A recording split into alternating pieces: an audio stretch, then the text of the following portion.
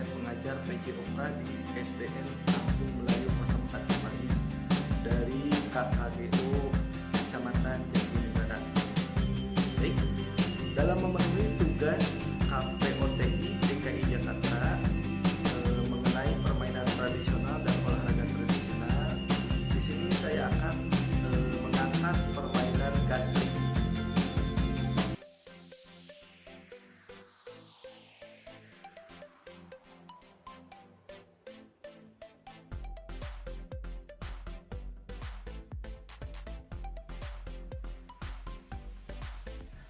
Permainan gatrik atau disebut juga permainan batrik ini merupakan permainan anak-anak tempo dulu.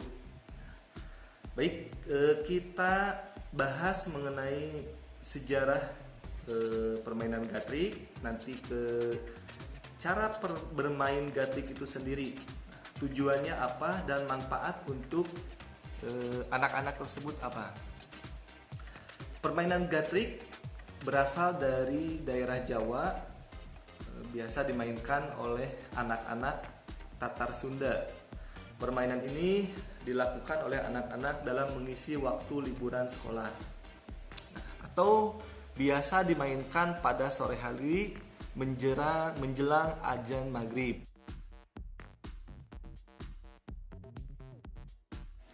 Permainan gatrik itu sendiri dimainkan oleh dua regu atau dua kelompok, di mana masing-masing kelompok itu beranggotakan 2-3 orang anak.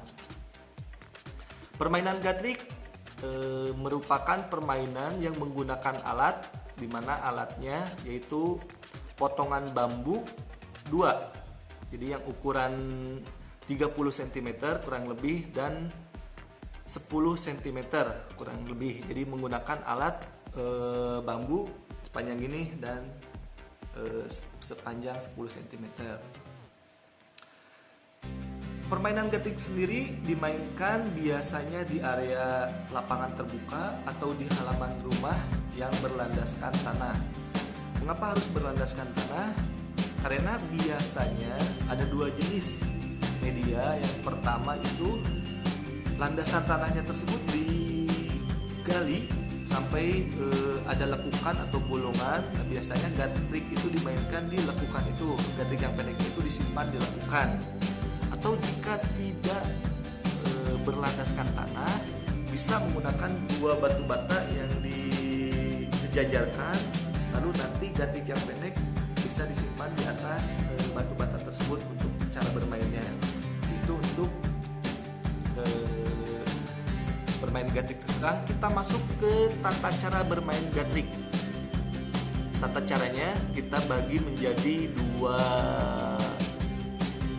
babak. Yang pertama, di babak pertama kita tentukan dulu tim yang menjaga dan tim yang pemukul atau tim yang melempar gatrik itu sendiri. Untuk menentukannya biasanya dilakukan sweet biasa. Nah, yang menang akan menjadi tim pemukul. Setelah itu, tim penjaga berada di area lapangan. Nanti tim pemukul akan memukul gatriknya ke atas. Nah, tugas dari tim penjaga yaitu menangkap gatrik yang pendek yang dipukul oleh tim pemukul. Jika gatrik pendeknya tertangkap, dapat dua keuntungan untuk tim penjaga. Yang pertama, dia akan memperoleh poin sebesar 25 dan akan menggantikan posisinya yang tadinya menjaga menjadi tim pemukul. Jadi tim pemukul dinyatakan kalah dan menjadi tim penangkap. Tuh. Jika tidak tertangkap, masih ada kesempatan kedua untuk tim penangkap agar berpindah posisi menjadi pemukul, yaitu dengan cara melemparkan gatrik yang pendek ke atas gatrik yang panjang. Jika terkena, baik itu ke landasan, ke batu, ataupun ke gatrik yang panjang, maka otomatis tugasnya pun akan berganti. Jadi tim pemukul menjadi tim penangkap. Jika gatrik pendeknya tidak mengena kepada landasan atau kepada media tongkat gatik yang panjang, maka ada babak selanjutnya. Di babak selanjutnya nanti tim pemukul akan menempatkan gatik yang pendek di atas batu landasan, nanti akan menempatkan posisinya ke atas. Nanti akan dipukul sekeras mungkin. Nah, di sini untuk tim penangkap masih tetap yaitu menjaga atau menangkap gatik yang pendek. Nah, jika gatriknya tertangkap, maka akan berganti kembali menjadi tim pemukul. Gitu. Nah, jika tidak tertangkap, di mana gatik itu jatuh, maka tim penangkap akan melemparkan di mana gatik itu jatuh ke media landasan kembali. Nah, keuntungan di babak ini untuk tim pemukul, dia akan mendapatkan poin. Bagaimana cara mendapatkan poinnya? Jika gatik yang dilempar itu jauh dari batu landasan, maka akan diukur menggunakan gatik yang panjang. Di mana ukuran pertama itu di media batu landasan akan diukur dengan gatik yang panjang. Nah, berapa jengkalan daripada gatik panjang tersebut? Misalnya dari batu landasan ke gatik pendek yang dilempar itu ada 10 jengkal. Nah, poinnya 10 untuk tim pemukul. Nah, jika gatriknya pendek itu dekat dengan batu landasan dan tidak sampai sejengkal, maka tim pemukul dianggap kalah atau tidak mendapatkan poin. Tapi tetap permainan tetap berlanjut. Nah, jika kena, maka permainan berganti tugas. Nah, di babak selanjutnya, di babak kedua, di sini babak final. Jika tadi memang tidak kena. Di babak final ini disebut dengan patok lele. Nah, di babak sini menentukan keuntungan untuk tim pemukul. Karena yang kalah nanti aturan mainnya itu menggendong tim pemukul oleh tim penjaga, di mana gatrik tersebut saat dipukul. Jadi jaraknya kalau jauh ya mungkin digendongnya jauh, kalau dekat ya digendongnya dekat dan mendapatkan poin juga. Nah, di patok lele tersebut gatrik pendek diletakkan di atas batu, masih tetap sama. Nanti dipukul ujungnya. Nah, saat melayang di udara, dipukul kembali gatrik pendek tersebut sejauh mungkin. Nah, jika tidak kena, maka tidak terjadi poin. Maka dilanjutkan ke pemain yang ada di anggota tim pemukul. Jadi tim yang pemain tersebut karena tidak bisa mendapatkan poin dari jarak di babak patok lele tersebut. Nah, itu cara bermain gatrik.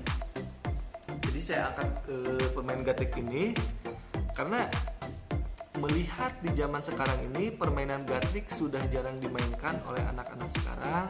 Mereka lebih cenderung ke gadget, ke PS.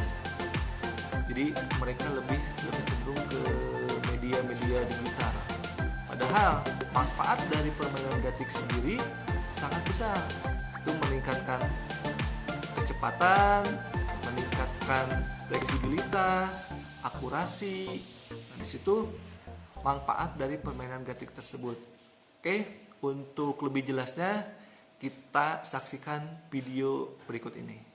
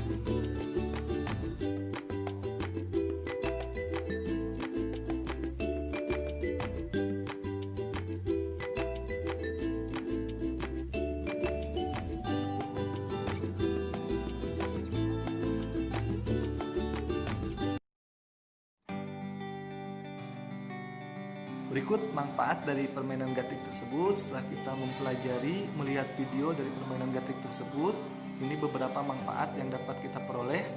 Yang pertama yaitu akurasi, yang kedua kecepatan, yang ketiga kekompakan dalam tim saat bermain. Itu manfaat untuk generasi muda sekarang, di mana permainan gatik tersebut sudah jarang dimainkan oleh anak-anak sekarang. Berikut adalah manfaat yang dapat kita peroleh. Demikian penjelasan pemaparan mengenai video pembelajaran permainan tradisional KPOTI DKI Jakarta. Sekian dari saya. Bila taufiq wal hidayah. Wassalamualaikum warahmatullahi wabarakatuh.